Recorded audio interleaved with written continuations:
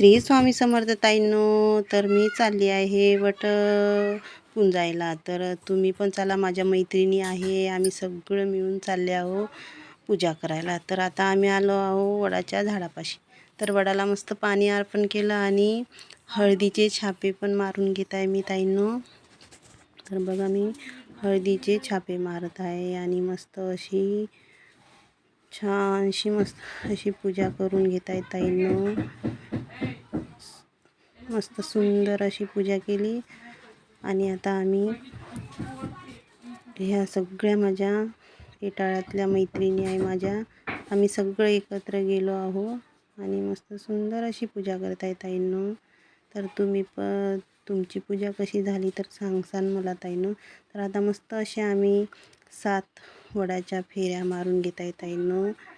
आता मस्त अशा सुंदर फेऱ्या मारून घेते.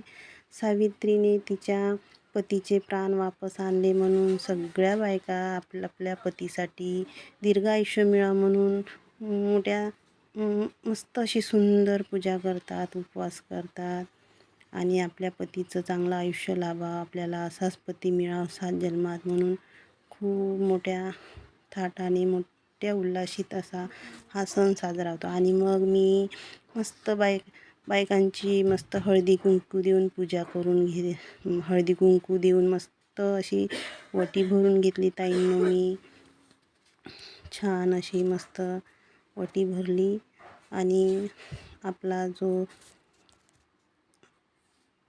सुंदर अशी वटी भरून घेतली ताईंनो.